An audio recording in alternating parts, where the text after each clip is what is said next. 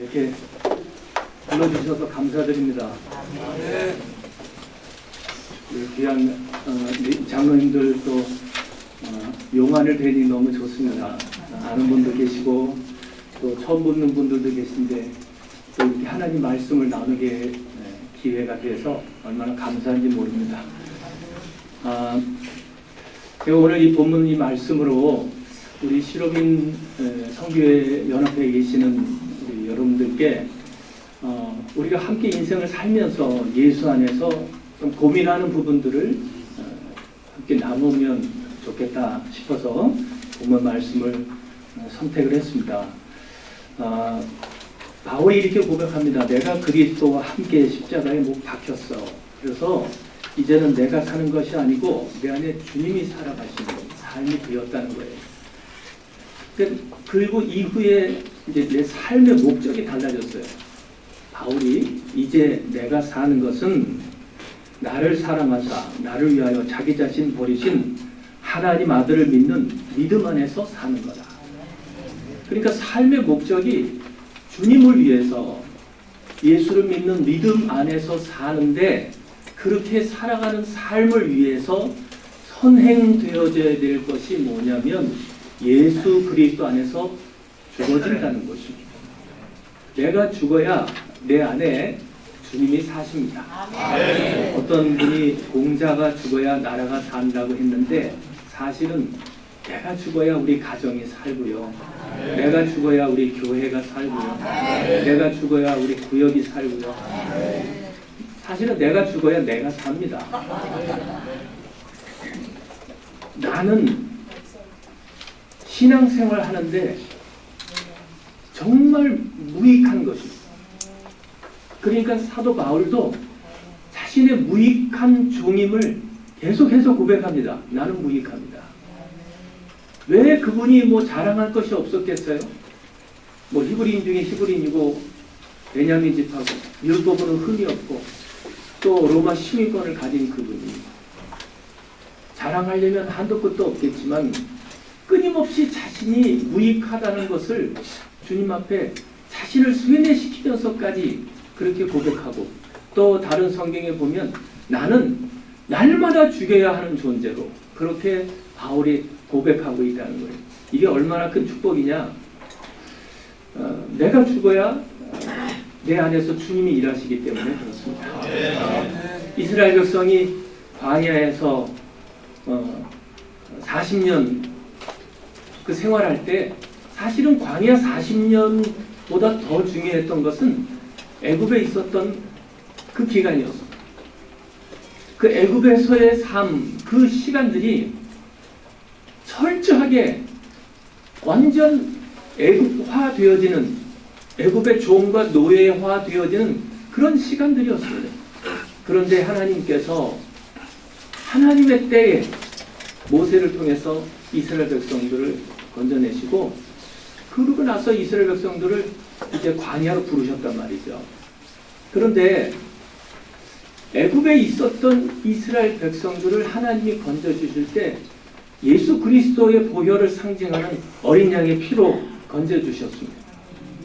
그런데 그 피가 얼마나 귀중한 건지 저와 여러분들은 너무 잘 알고 있죠. 하나님의 독생자이신 예수 그리스도의 피가 아니겠습니까? 동의하시나요? 그래서 로마서 5장 8절에도 자기 아들을 아끼지 아니하시고 우리 모든 사람을 위하여 내어주시니가 어찌 그 아들과 함께 모든 것을 좋은 것을 우리에게 은사로 주시지 아니하시겠느냐. 그 독생자까지 주신 하나님이 우리에게 무엇을 아끼겠습니까? 다 주실 것입니다. 그런데 그러면 애굽에서 그 430년이라는 시간 동안 고통당하고 고생했던 이스라엘 백성들, 하나님이 택한 그 백성들을 이제 어린 양의 피로 건져내셨으면은 보통 우리가 자식이 집을 나가서 잃어버리거나 뭐 몇 년 만에 자식을 찾거나 만나거나 이러면 그동안에 고통당했던 그 시간들을 보상해주고 싶은 그 부모의 마음으로 정말 집으로 데리고 와서 가장 좋은 거 먹이고 입히고 돌봐주고 할 텐데 하나님께서 이스라엘 백성들을 애굽에서 건져내셔서 어디로 데려가셨냐면 적과 꿀이 흐르는 약속의 땅으로 데려가지 아니하시고 광야로 데려가셨단 말이죠. 여러분, 광야가 얼마나 힘든지 아십니까? 광야가 얼마나 힘드냐면 엄청 힘듭니다. 어느 정도냐? 이스라엘 백성들이 광야에서 계속해서 불평했던 말이 그래요. 우리가 애굽에 있을 때가 좋았다는 거예요. 성경에 보면 알지만 이스라엘 백성들이 애굽에서 얼마나 고통당했습니까? 아들을 낳으면 죽여야 되고 나일 가면 던져야 되고 집과 재산 다 뺏겨야 되고 강제 노동을 해야 되고 이런 정말 치욕스러운 시간들을 보냈거든요. 죽을 만큼 고통스러웠거든요. 아주 이가 갈릴 만큼. 그래서 그냥 출애굽할 때 노인이고 애들이고 상관없이 다 나왔단 말이죠. 그냥 가다가 죽더라도 일단 여기서 벗어나고 싶어서. 그래서 애굽을 떠났어. 그만큼 고통스러웠던 것이 애굽이었어요. 그런데 광야는 얼마나 힘든 곳이냐. 그 고통스러운 애굽이 그리울 만큼 힘들다는 거죠. 그렇다면 하나님은 왜 그 애굽에서 더 좋은 약속의 땅 가나안으로 데려가지 않고 왜 광야로 데려가셨을까요? 이유는 하나입니다. 애굽에서의 임금이 누구였을까요? 바신데. 할렐루야. 바로예요. 바로가 왕이고 임금이고 주권자고 바로가 주는 양식을 먹었고 바로에게 충성하고 바로에게 봉사했어요. 그에게 봉사하지 않으면 음식을 안 주면 굶어 죽기 때문에 바로가 시키는 일을 할 수밖에 없었고 바로를 위해서 충성했어요. 바로가 신이었어요. 그런데 홍해를 건너면서 하나님께서 그 바로를 죽여버리셨어요. 그리고 이제는 유월절 사건을 통해서 하나님이 이스라엘 백성들의 왕이 되었습니다. 할렐루야. 그래서 이스라엘 백성들이 애굽에서 유월절을 하고 홍해를 건너서 바로가 죽고 나서 광야로 나왔거든요. 그러면 그 다음부터는 이스라엘의 왕이 누구실까요? 하나님이셔야 되는 거예요. 그런데 이스라엘 백성들의 마음속에 하나님을 왕으로 인정하지 않고 자꾸 내가 살아나는 겁니다. 내가 질문 드릴게요. 나라고 하는 이 에고는 애굽에 있을 때도 있었을까요? 없었을까요? 있었어요. 그러니까 어떻게 있었느냐? 죽은 듯이 있었습니다. 바로가 너무 무서워서 마치 감옥에 갇혀 있는 것처럼 나라고 하는 것. 왜냐하면 거기서 내가 살아나면 안 되는 거예요. 내가 볼 때 말이지 이 노동을 할 때 이렇게 하면 안 돼. 이렇게 하면 애굽 군인에게 당장 책찍 맞아 죽을 수 있어요. 그러니까 나라고 하는 건 없는 거예요. 있지만 죽은 듯이 있었던 거예요. 그런데 나를 그렇게 학대하고 임금 노릇했던 바로가 죽었습니다. 그러고 나니까 하나님은 영이시라 안 보이시니 이제 그때부터 서서히 내가 살아나는 거예요. 하나님보다 내가 주인 노릇하고 내 생각대로 내 주권대로 내 뜻대로 이 나라고 하는 것 말이죠. 하나님이 약속하신 그 적과 꿀이 흐르는 땅, 가나안 족속, 헷 족속, 브리스 족속, 또 히위 족속, 여부수 족속 이런 족속들이 사는 지방에 하나님이 데려가시려고 하는 그 하나님의 인도하심이 있는데 그 약속의 땅은 조건이 하나 있습니다. 반드시 요단강을 건너야 갈 수 있어요. 요단강이 뭔지 아세요? 우리 부르는 찬송이 있죠. 며칠 요단강 건너가 만나리. 그 요단강이라고 하는 건 내가 죽어야 갈 수 있는 강. 내가 살아서는 절대 건너갈 수 없는 강. 그 요단강을 건너기 위해서 내가 죽어야 되는데 그래야 가나안을 누릴 수 있는데 이스라엘 백성들은 그 광야에서 내가 안 죽는 거예요. 그래서 하나님은 그 나를 정리하기 위해서 40년 광야 생활을 한 거예요. 왜 우리가 예수 믿고도 힘든 시간 보낼까요? 6월절 어린 양의 피로 십자가에 구속받고 구원받고 하나님의 자녀가 되었음에도 불구하고 왜 우리가 예수 믿기 이전보다 더 사업이 안 되고 어렵고 친구 관계가 더 힘들어지고 왜 내 몸의 건강이 안 좋아지고 자꾸 가정에 불화가 생기고 이유가 뭘까요? 결국 정답은 하나밖에 없습니다. 나입니다. 그래서 오늘 바울이 내가 그리스도와 함께 십자가에 죽었다는 거예요. 이 나를 십자가에서 죽었는데 어떻게 죽었느냐 이게 굉장히 중요합니다. 여러분 우리가 십자가에서 죽는다는 말은 교회 와서 굉장히 많이 듣고 내가 또 그렇게 고백하고 주님 앞에 그렇게 기도하기도 합니다. 그런데 문제는 뭐냐면 어떻게 십자가에 죽는지를 잘 모릅니다. 십자가에 죽는다는 개념이 뭔지를 몰라요. 그런 분들이 너무 많습니다. 제가 질문해 보면 그냥 관념적으로만 알고 있어요. 어떻게 십자가에 십자가에 죽을 수 있나요? 그럼 대답을 못 하세요. 여러분, 예수님 당시에 십자가 형벌을 당하셨는데 그 예수님 당시에 십자가 형벌은 누구에게 줬을까요? 1번 도둑질한 사람, 2번 부모에게 욕한 사람, 3번 인터넷에서 도박한 사람. 여기에 답이 있을까요? 없습니다. 4번 사도 바울이 말한 극악무도한 죄인 중에 괴수. 사람 한 사람 죽여갖고 십자가 형벌 당할 수 있을까요? 한두 명 가지고 될까요? 도대체 어떤 죄를 지어야 극악무도한 죄인이 되어서 십자가에 죽을 자격이 될까요? 그런데 십자가에 죽을 만큼의 자격도 안 되는 그런 죄들을 가지고 주일날 교회에 와서 하나님 내가 어제 포르노 봤어요, 술 먹었어요, 담배 폈어요, 도박했어요, 아내를 때렸어요, 욕했어요. 이런 윤리와 도덕적인 죄만 가지고 고백하다 보니까 그게 십자가에 죽을 만큼의 죄가 아니거든요. 그런데 본인은 그런 죄를 짓고 내가 십자가에서 이제 회개했으니까 죽었다고 생각하는데 사실은 이 설교 듣고 돌아보면 또 내가 살아서 말이죠. 이게 참 헷갈리우스거든요. 뭐 시간 관계상 여러 가지 말씀 못 드리지만 제가 한 가지만 말씀을 드릴게요. 당시 로마 시대에 예를 들면 로마 황제 가이사 아구스토가 그 시저가 마음에 안 들어. 저 황제를 죽이고 내가 왕이 되고 싶어. 그래서 복면을 쓰고 암살을 시도하다가 붙잡혔어요. 그러면 십자가에 죽을 수 있을까요, 없을까요? 그런 자는 당장 죽입니다. 십자가에 자격이 되는 거예요. 그걸 우리 삶에 적용해 보면 로마 황제 정도가 아닙니다. 이 우주와 천지 만물을 창조하신 그 하나님이 성령으로 내 안에 왕으로 임재해 계십니다. 믿으십니까? 그런데 그 하나님을 왕으로 인정하지 않습니다. 아직도 내가 내 삶의 주인입니다. 그 하나님을 내 삶의 주인으로 모셨는데 그분은 손님으로 계시고 마치 복음서의 풍랑 가운데서도 주무시게 만드는 그런 손님으로 저 뒷방 노임 취급하고 있습니다. 아직도 내 감정이 더 우선이고 말씀보다 내 감정이 더 중요하고 내가 기분 나쁘고 내 자존심이 상하면 말씀도 다 필요 없는 아직도 그런 헷갈린 삶을 살아가고 있습니다. 우리 예수민들 특별히 우리 사업을 하시는 실업인 분들이 사업을 하다 보면 늘 잘 되지만은 않습니다. 잘 될 때도 있지만 어려울 때도 있습니다. 근데 하나님이 이런 시간들을 통해서 우리의 삶을 참 어떻게 보면 신앙의 밸런스를 주십니다. 이것도 은혜라는 걸 깨닫기를 축복합니다. 저도 이렇게 지금까지 뭐 짧은 인생이지만 저를 좋아하고 저를 사랑해주는 분들이 그래도 많이 있습니다.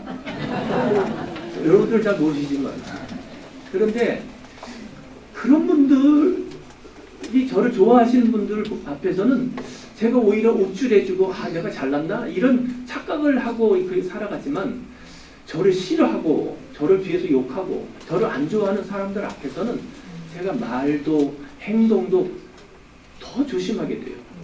그러면서 제가 삶이 성격이 기질이 바뀌어가요. 그러니까 나를 힘들게 하는 그런 환경이 하나님 앞에서 나를 더 돌아보게 하는 그런 시간이 된다는 거죠.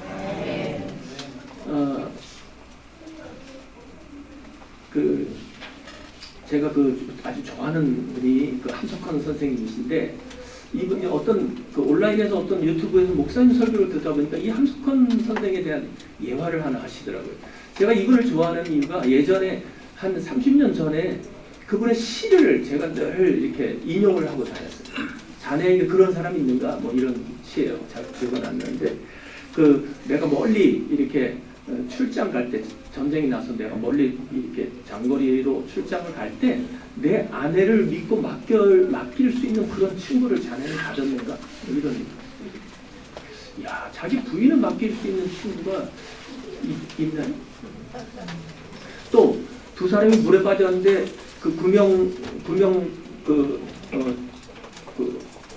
조끼 하나 가지고 나는 죽어도 괜찮아. 그래도 자네는 살아야 돼 하고 조끼를 이렇게 줄 수 있는 그런 사람을 자네는 가졌는가? 이런 글이에요. 아무튼 그걸 제가 굉장히 감동을 깊게 생각하고 있었는데 이 함석헌 선생님께서 이제 교회학교 교사로 계실 때 우리 장로님들 앞에서 그냥 설교하니까 입이 자꾸 바짝바짝 말라갔고요.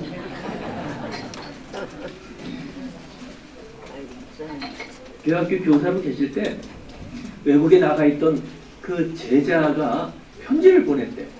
그러니까 편지를 이렇게 읽는데 그 주일날 이제 아이들을 앞에다 이렇게 앉혀놓고서 편지를 읽는 거예요.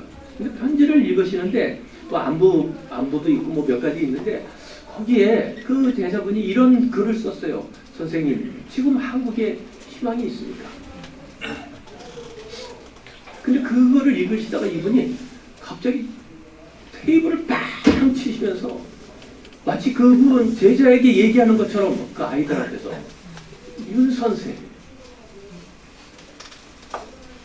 한국이 아무리 잘 살고 행복하고 좋은 나라라고 해도 당신 마음에 희망이 없으면 없는 거예요. 또 한국이 아무리 고통스럽고 힘들고 어려운 상황에 있다 할지라도 당신 마음속에 희망이 있으면 희망이 있는 거예요. 내가 당신에게 묻겠소. 당신 안에 이 희망이 있어? 오늘 한국 교회가 굉장히 문제가 많습니다. 얼마 전에 지방에 가서 새벽에 동네 교회를 이제 새벽 기도를 드리려고 잠깐 나갔는데 그분이 사모님인지 권사님인지 모르겠는데 저한테 어디서 오셨어요? 그래요. 그래서 이거 잠깐 지방에 내려왔다가 새벽 예배 잠깐 드리고 가려고 합니다. 그랬더니 왜 오셨는데요? 그냥 새벽 예배 잠깐 드리고 가면 안 되나요? 아니 다른 교회 다니신 분이 왜 우리 교회로 오세요? 이 신천지 때문에 말이죠. 지방 교회들은 새로운 사람이 오면 반가워하지를 않습니다. 성도가 오면 기뻐해야 되는데 이 양반이 도대체 또 어디 신천지야 구원파야 이런 것 때문에요. 사람이 새로 오면 의심하는 눈으로 쳐다봐요. 한국 교회가 이렇게 됐습니다. 이런 상황에서 우리가 집집마다 가가고 방문해서 복음 전한다? 너무너무 어렵습니다. 이런 상황 속에 여러분에게 묻겠습니다. 한국 교회에 희망이 있습니까? 여러분 안에 희망이 있으면 있는 겁니다. 이거를 우리의 그 신앙적인 용어로 바꾸면 믿음이라고 할 수 있습니다. 여러분의 가정이 회복될 믿음이 있습니까? 여러분의 자녀들이 변화될 희망이 있습니까? 아무리 자식이 개망난이라도 여러분 마음 가운데 반드시 예수 안에서 기적이 일어난다고 믿으면 그 믿음대로 되는 거죠. 참 바울이 죽어야 사는 이 역설적인 이야기를 하면서 이런 대단한 믿음을 가진 바울도 날마다 죽었다는 거예요. 날마다. 그 말은 뭐예요? 날마다 자기가 살아나는 거예요. 이 나라고 하는 존재는 한 번에 죽는 게 아닙니다. 제가 아주 좋아하는 것 중에 하나가 이 40cm의 기적 혹시 아시나요? 모른다고 이렇게 고개라도 말하기 귀찮으시면 머리라도 이렇게 좀 해주세요. 혹시 뭐 기분 나쁜 거 있으세요? 다시 질문할게요. 이게 40cm 기적을 아시나요? 갑자기요. 감기 걸릴 때 흘리는 콧물은 잘 끊어지는데 회개할 때 흘리는 콧물은 잘 안 끊어져요. 우리 장로님 경험 많이 해보셨죠?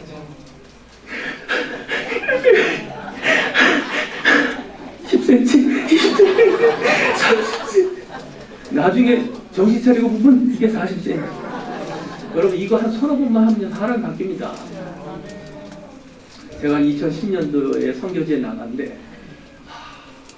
진짜 설명드리기 어렵지만 수십 번이 넘게 고소고발 당하고 또 경찰서 4번 끌려가고 23번 재판을 받고 그러니까 재산권 때문이에요. 현지인이 대표가 되다 보니까 이 현지인이 나만 쫓아내면 모든 재산권이 자기 거가 되니까 저를 끊임없이 고소고발하고 그러니까 이제 그것 때문에 너무너무 힘들었는데 거기다 우리 그 현지에 갔더니 국제학교가 없어서 중학교 3학년, 중학교 1학년, 초등학교 4학년 세 아이를 한국에서 자퇴소를 내려고 데려가는데 4년 동안을 학교를 못 보냈어요.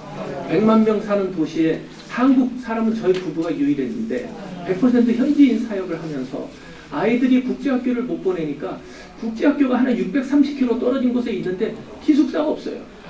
그러니까 그 앞에다 아파트 얻어서 해야 되는데 이 언어도 안 되는 애들을 보내놓고서 이게 참 어렵습니다. 그래서 할 수 없이 현지 학교 보내놨더니 이 우크라이나가 재밌는 게 러시아 밑에서 한 70년이 있다 보니까요. 모든 언어는 다 러시아 말로 하고요. 시험 볼 때는 우크라이나로 시험 봐요. 항공서, 공문서 이런 거 다 우크라이나예요. 그러니까 언어가 달라요. 두 개 언어를 이해하지 못하면 학교 생활하기가 어렵습니다. 그래서 결국 아이들이 너무너무 헷갈려가지고 나중에는 막 집에 와서 학교 가는 게 지옥 가는 것 같다 그러고 막 도저히 막 견딜 수가 없어서 결국 접었고 한 6개월 보내고 접고 나서 3년 반을 집에서 그냥 보냈는데 이게 어려워요. 뭐 홈스쿨링 뭐 되지도 않습니다. 뭐 숙제 과제물 이만큼 주고 사역하고 하고는 그냥 애들 색단 뒹굴고 닌텐도 하고 게임하고 웹툰 보고 이게 애들 안 돼요. 점점 희망을 잃어. 가장 어떻게 보면 그 학문의 기초가 필요한 나이 때 애들이 다 4년을 집에서 뒹굴었어요. 친구가 필요한 나이였는데 언어가 안 되니까 친구가 없어요. 친구 없으면 밖에 나가질 않아요. 이 세 아이들이 집에서만 살아요. 제 아내가 저는 뭐 선교사로 왔으니까 뭐 그렇다고 하더라도 아내가 아이들이 그렇게 희망 없이 매일매일 그렇게 살아가는 게 너무 고통스러웠어요. 그러니까 아내도 굉장히 조용한 사람이에요. 제 아내가. 지금 올해 29년 결혼 생활했는데 목소리가 큰 사람이 아니고 크면 목소리가 갈라져가지고 뭐 이런 소리 나요. 그러니까 저단저단하는 사람인데 어느 날 소리를 빽 지는데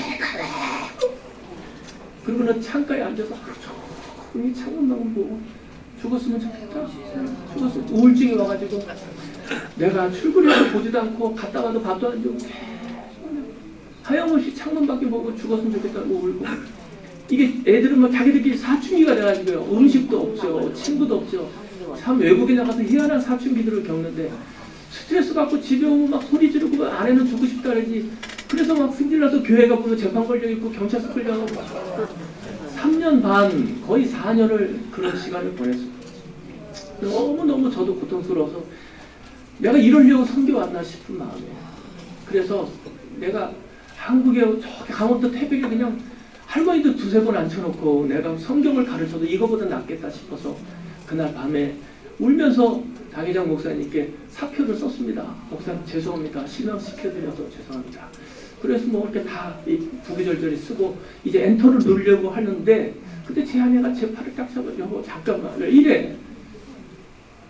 나하고 우리 애들은 당신이 어딜 가든지 따라갈 거야. 그런데 당신이 진짜 목사고 선교사면 한 번이라도 금식하고 기도하고 결정을 해. 이렇게 막 감정이 격해져가지고 막 그 흥분된 마음으로 그렇게 내린 결정에 당신 믿고 따라갈 수가 없어. 한번 기도해. 금식하고 기도해. 그리고 결정해. 그럼 따라갈게. 그래서 그것 때문에 21일을 금식을 하고 금식을 했는데 아내가 이제 온전히 또 보호식을 해야 되지 않겠냐. 그래서 또 21일을 보호식을 하는 중에 주님이 저를 찾아오셨어요.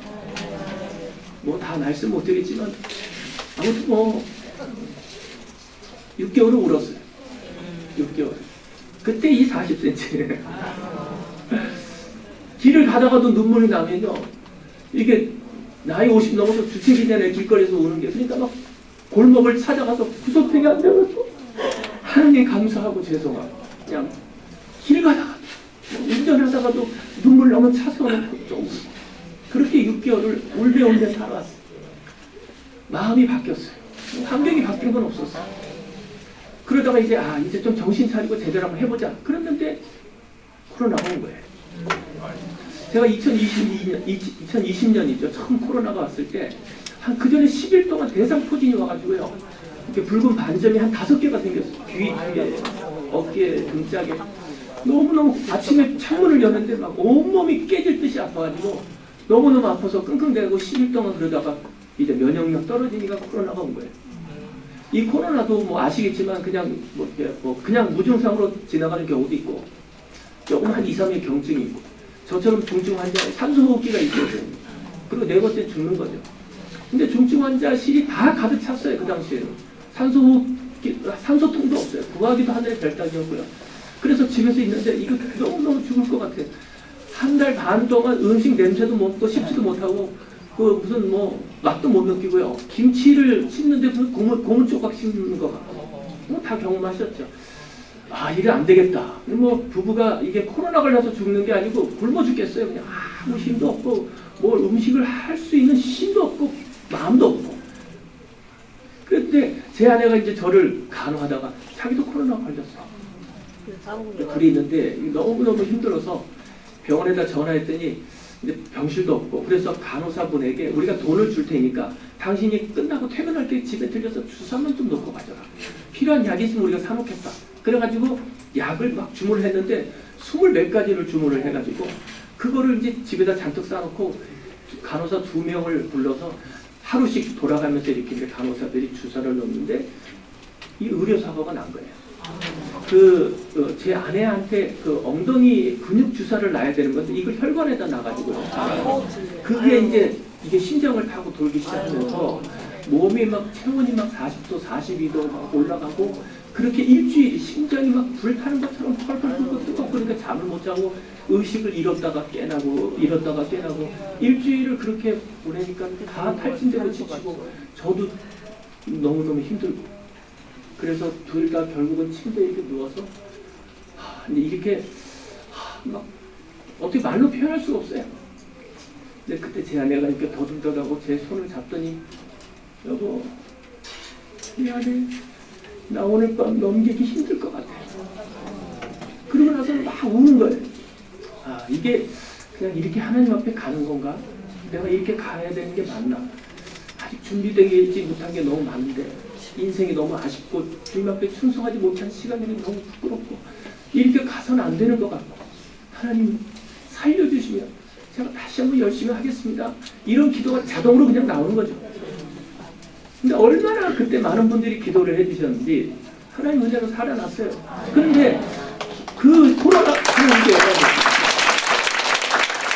속에서 힘든데 갑자기 집주인에게 전화가 왔어요. 이제 아파트 임대 아파트 살고 있는데 아파트를 팔았으니까 이사를 가라는 거예요. 이 사람이 이제 당시 중국 우한에서 이렇게 코로나가 돈다는 것 때문에 이 동양인들에 대한 시선이 곱지가 않았는데 동양인이 자기 집에 살면서 코로나 걸렸다는 것 때문에 찝찝했는지 진짜 팔렸는지 아니면 우리를 쫓아내려고 그러는지 모르지만 아무튼 집이 팔렸다고 나가라는 거예요. 그래서 그때부터 나와서 집을 구하는데 뭐 코로나 걸린 동양인에게 누가 집을 주겠습니까? 한 달을 찾다가 못 찾아서 결국은 교회 사무실을 제 사무실을 다 뜯어서 바닥까지 뜯어내가지고 그거를 리모델링을 해서 저희 짐을 다 거기다 옮겨놓고 이제 거기서 살려고 그 짐을 다 갖다 놨죠. 그리고 이제 막 돈을 좀 들여서 거기를 싱크대도 놓고 화장실도 만들고 막 이렇게 해서 이제 집을 다 만들고 사역을 이제 좀 제대로 해야 되겠다 했는데 전쟁이 난 거예요. 13년 사역하면서 제가 그래도 나름대로 늦깎이에 선교를 해가지고 좀 열심히 하려고 이렇게 막 올인하고 막 그랬는데 그 짐들을 다 넣고 가방 하나만 싸들고 나오려니까요 이 멘붕이 온 거예요. 여러분 지금 만약에 한국 전쟁 나서 여러분 집에서 가방 하나만 들고 나와야 된다면 짐을 뭘 싸실 거예요? 한 8년 전에 담가놨던 그 약술? 어떤 여자 선교사님 멘붕이 왔는데 이 짐을 뭘 싸야 될지 막 이 판단력이 흐려져가지고요. LG 프린터기를 하나 들고 나왔어요. 자기도 그걸 왜 들고 나왔는지 내가 이거 왜 들고 나왔어? 빨리 나가라고 외국을 했으면 안 나가면 벌금 1,000만 원 형사고발 그리고 여권이 폐지된다 그러니까 이게 결정적이었어요. 우리 선교사들은 절대 한 70가정 지금 선교사들이 있는데 다 우리 나가지 말자. 끝까지 선교지 지키자. 막 이랬는데 여권 폐지된다고 막 형사 처벌받 이러니까 20년, 30년 되신 분들도 안 나올 수가 없었어요. 다 나가죠. 그리고 가방 들고 지금 21개월째 그 나라를 들어가지 못하고 그 우크라이나 주변에서 계속 맴돌고 있어요. 이분들이 지금 난민들이에요. 우리 선교사님들이요. 자식들 그 지역에 학교를 보내놨다가 다 데리고 나와서 지금 2년 동안 가까이 떠돌이 생활을 하고 있어요. 계절 바뀔 때마다 옷을 사입어야 되잖아요. 저희도 폴란드 갔을 때 2달 동안 14번을 이사를 다녔어요. 난민들이 100만 명, 200만 명, 300만 명 몰려들으니까요. 집을 구할 수가 없어요. 집 구하는 게 하늘의 별 따기. 여기서 3일, 저기서 일주일, 여기서 5일. 그 난민들 우리 제자 사역자들 성도들 데리고 나와서 그 13명을 데리고 저희 부부가 15명이서 14번을 이사를 다닙니다. 얼마나 힘들었는지. 그러니까 그런 시간들을 통해서 그런 고난들이 하나님이 나를 내려놓고 이게 삶의 의미가 뭔지를 이제 조금씩 알게 되는 거예요. 여러분 생각해 보세요. 이스라엘 백성들을 구원하기 위해서 하나님이 보내주신 사람, 애굽에서 건지려고 하나님이 택한 지도자가 누구예요? 모세거든요. 그 모세가 미디안 광야에서 40년을 광야 생활했어요. 그런데 만약에 성경에 미디안 광야에서 그가 40년 광야 생활하면서 약대가 7천이요, 나귀가 8천이요, 재산이 수억 대가 되었더라. 그리고 그 인생이 끝났다. 그러면 그 삶이 무슨 의미가 있겠어요? 아무 의미 없잖아요. 그런데 그가 나이 80에 가진 것 없어도 자기의 삶을 하나님의 구속사를 위하여 드렸을 때 그게 하나님의 기적이, 거기에 하나님의 구속사가 있어요. 하나님의 출애굽의 역사가 있는 거예요. 여러분 가정이 사업이 잘 되고 여러분이 복받았다. 그리고 죽었다. 그게 하나님의 구원의 역사에 무슨 의미가 있을까요? 여러분이 살아있는 동안에 한 명이라도 더 영혼을 구원하십시오. 하나님 앞에 이제는 우리 나이에 좀 의미 있게 인생을 살았으면 좋겠습니다. 이거는 얘기해도 되나 모르겠는데 비밀을 지켜주실 건가요? 제가 이번에 한국에 와서 조그맣게 얘기해요. 한국에 와가지고 지금 우크라이나가 너무너무 힘듭니다. 사실 이 러시아에서 막 에너지 기반 시설만 집중적으로 포격을 해갖고 난방시설이, 전기시설이 다 끊어졌어요. 그러니까 뉴스가 지금 하루에 이제 4시간만 전기가 들어올 거다. 이런 뉴스들이 나오니까 올겨울은 어떻게 보내야 되는 거 이런. 그런데 이제 이스라엘 전쟁 나면서 사실은 모든 후원이 다 끊어졌어요. 그러다 보니까 우크라이나 선교사들이 지금 너무너무 사실은 제가 한국에 왔을 때 2주 동안에 우크라이나 뉴스를 들어보지 못했어요. 그만큼 잊혀져 가는 거죠. 너무 슬픈 일이잖아요. 그래서 정말 좀 펀드레이징을 하고 싶어서 오륜교회 찾아왔어요. 거기 목사님이 제가 이번에 임원분하고 같이 왔는데요. 그 목사님이 올 12월 달에 이제 일찍 정년 퇴임하신다고 그러시더라고요. 이분이 아직 은퇴할 나이가 아니신데 일찍 하신대요. 그리고 계획이 뭐냐고 그랬더니 선교를 나가셨어요.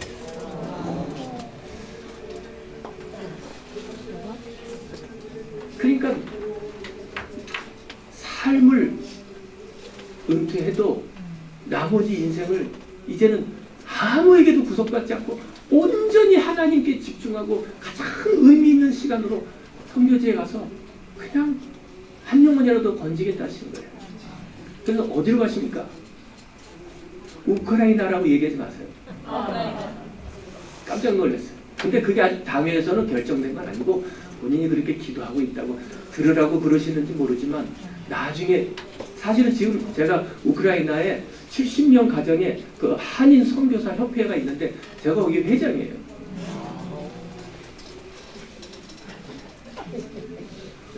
여기는 회장님들이 너무 많으셔가지고 회장이라 그러고 이제 사실 회장이 대단한 건 아니고요. 그냥 2년에 한 번씩 돌아가는 거예요.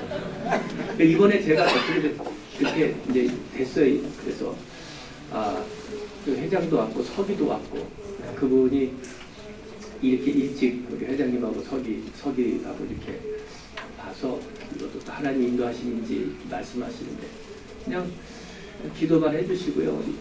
여러분의 인생 노년에 우리가 선교지에 가서 이렇게 남은 인생 드리는 것도 참 멋지다 싶은 생각이 듭니다. 이렇게 짧은 시간 주책 없이 이렇게 간증 들어주셔서 감사드리고 바울은 자기가 죽어야 자기 삶의 목표가 생긴다는 거예요. 이제 내가 사는 것은 삶의 목표가 나를 사랑하사 나를 위하여 자기 몸 버리신 하나님의 아들을 믿는 믿음으로 사는 겁니다. 너무 멋있잖아요. 여러분 모두가 그런 분들 되기를 축복합니다.